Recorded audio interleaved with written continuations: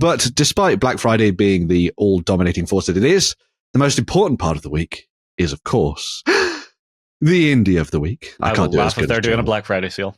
Well, we'll see. But yes, we're going to be looking this week at something a little bit different from the norm, in that it's not just one individual, it is a whole variety of people who've got involved in this one. Oh. So this is from Ramshackle Games, who we have looked at in the past as part of an Indie of the Week. We've done them and we've covered their stuff. But this, more importantly, is the community casting project that Ramshackle have put together. So the whole idea behind this is that if you've made a miniature, so say you've sculpted something in your room or in your, as part of a business or whatever, you can get that sent off to Ramshackle and they will design a mold for you for free.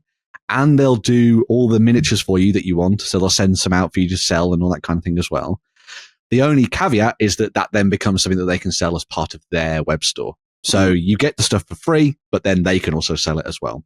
But this is an absolutely awesome way, I think, for a lot of very small creators who are maybe doing a couple of different casts for a competition or an army that they're building or, big painting projects. They can basically dive in, talk to the guys at Ramshackle and be like, hey, could you do these miniatures, molds and all this kind of thing, and then cast us up a bunch of stuff. And effectively it all goes through for free. And then there's that whole added thing of your stuff then gets shared on the Ramshackle web store so you can get your hands on stuff and you can get yourself out there and all that kind of thing as well. There is an ulterior motive to this. I will get to it when we find it. But that seems pretty legit to me. But this also just means that a lot of those indie creators out there who are getting involved in the kind of 28 mag scene and they're designing interesting, grim, dark, quirky, weird miniatures have got a lot of their stuff out there in the world for you to dive in and pick up. I mean, that is a thing. That is something. Yeah. But this is what happens whenever the weather warms up and for us the snowman melts. Yeah. Loses that winter coat.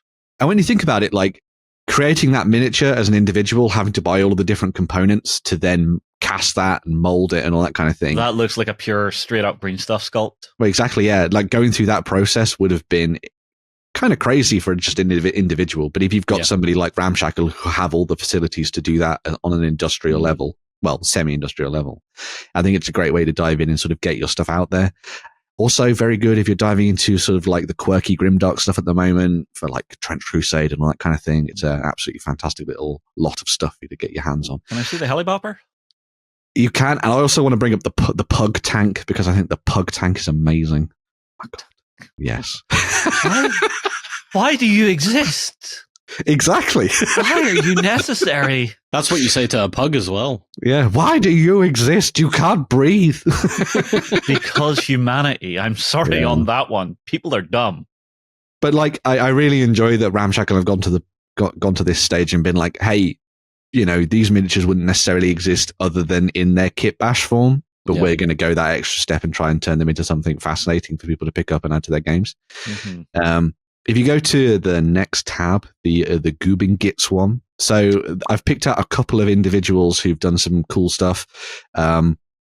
This one was the ulterior motive. So when I was perusing social media over the weekend, I got an @ from Warren, and I was like, what on earth is this? And apparently Sundancer had spotted this and some lovely trolls. And as you can see there, you can get extra troll balls to go with your trolls. How cool is that? Are we allowed to look at these? Bring them up. Bring up the balls. They're separated from the rest of the creature, so it's all good. Somebody got spicy in the middle with that one. Exactly. Yeah. So you see, Sundancer, I did as requested. I bought up the troll balls and shared them as part of not just the XLBS, but the main show. There we go. So yeah. Should we look at the example menu? We should actually look at the ball. We should look at the ball application. I think. Yeah. Yes. There you go. Yeah. Separate scrotum. Yeah. This reminds me of a miniature from years ago where it was this big honking rhino dude, and on the back, all you saw was these pendulous nuts. Was that the Mace Miniatures one, or was it the Heresy one? I can't remember, but yeah, I'm not sure. All I remember is being blinded. Yes, eye bleach was required. Did you get the snippers out, Justin? Is that what it did? Yeah. Well, hang on. These are technically pre-snipped. That is very true. For my convenience. That is, yes. I never realized, but that's very true. It's strange that we're now going to have to say, genitalia optional. Well, it came into video games. It was only a matter of time before it hit us. That's very true. We need dong meters in our tabletop games. Very true. The other thing that's really nice, so obviously this is fantastic looking, all these really nice trolls, really good for those people who want to build fun old hammer armies. The other thing you'll note, if you just scroll up a little bit, John, is that Ramshackle put all of the links to like their social media, so their Instagrams and stuff. So if you want to go and check them out, so you can go plague them going, this one, send this one. Yes, I want more balls. Yeah. The balls need to be bigger. Yeah. Why did you leave out the spiky ones? Oh, yeah, we need spiky troll balls. That'd be a good idea. I think we've laboured on balls quite a lot there. Moving over to the next one, we've got Chob minis, not in any way related to the balls. Space dwarfs. And this is a great bunch of stuff that I think we looked at as part of maybe it was a news segment, or it might have just been something that I featured on the website. But obviously these popped up recently as well. So they've just been designed by Chob minis. Yes. Really good for those people who want to dive in and do kind of like old hammery style dwarves on the tabletop. Quite nice for games like Colony 87, which is coming out soon from the folks at 7TV. If you want to get yourself some alternative miniatures for that, you've got that option there.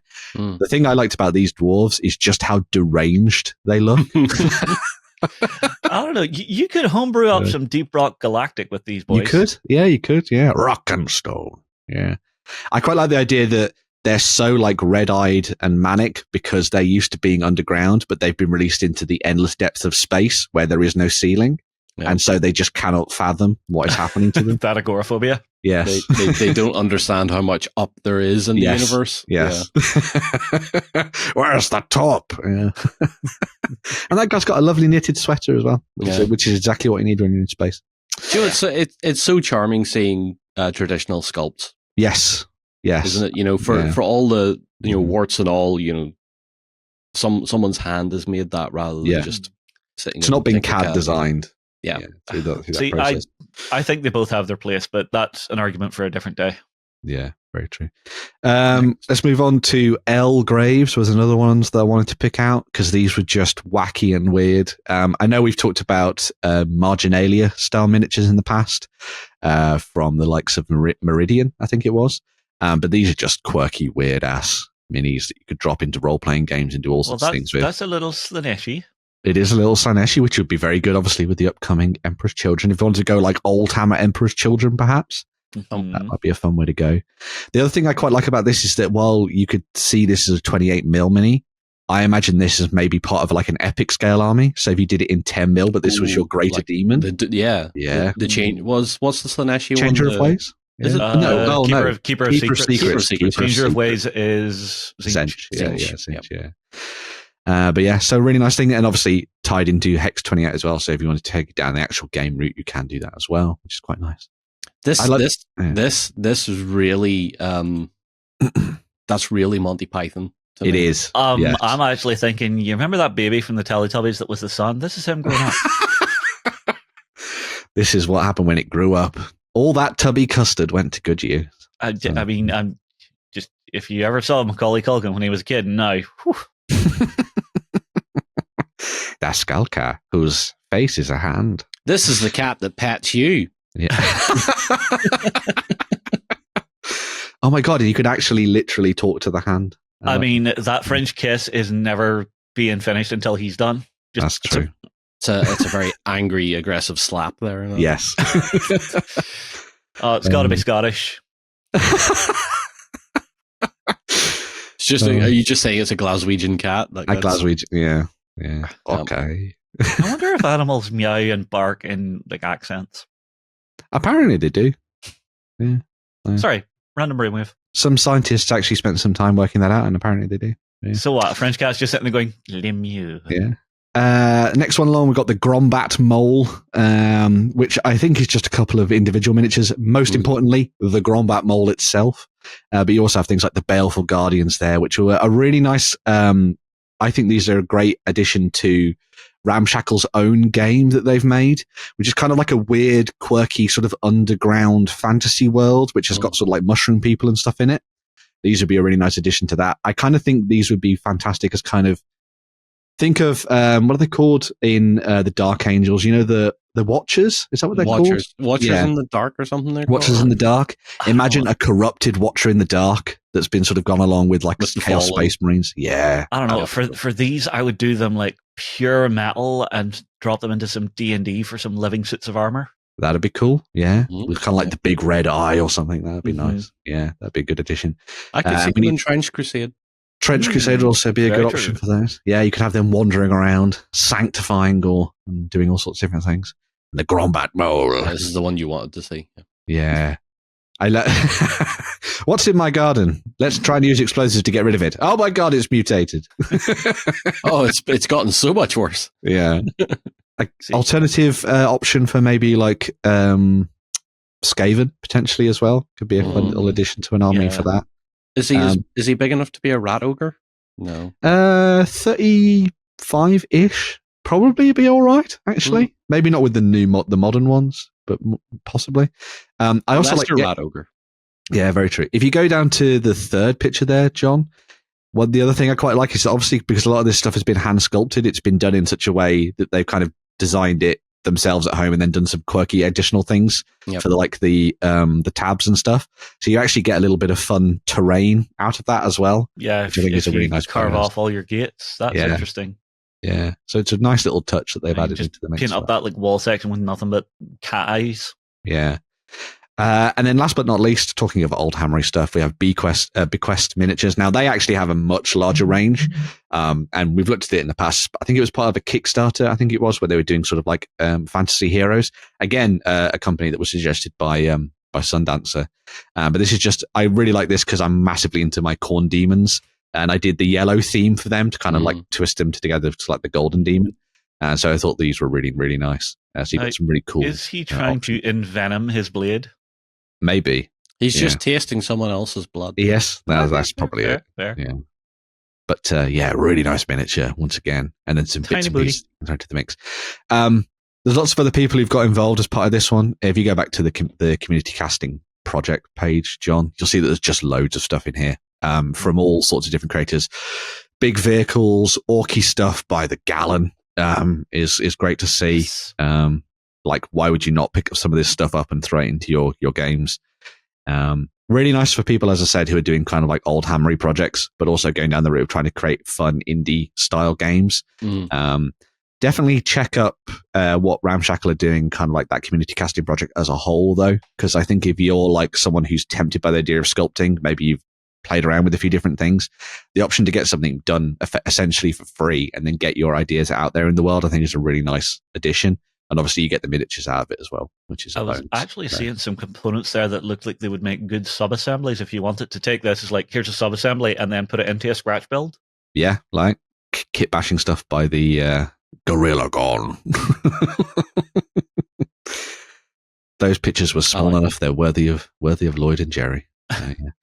But yeah, there's loads of stuff in here from like big creators as well. So if you like the work of Miscast, for example, and you like the work that he's done on YouTube, you can find some of his sculpting in here, as well as the Gardens of Hecate as well. So a lot of the stuff in there is ruinous roots. Dear God. And of course, go and explore the rest of the Ramshackle range because there's lots of fun stuff in there. As I said, if you're a massive Orc fan, plenty of stuff in there for you. As well as the kind of indie 28 mag style scene as well. But yeah, just a fun alternative indie of the week. That is incredibly indie because all of those individuals are indie creators in their own right. Yep. So it was like a mega indie of an indie, an indieception. Exactly. Yes, indieception. Exactly. Yes.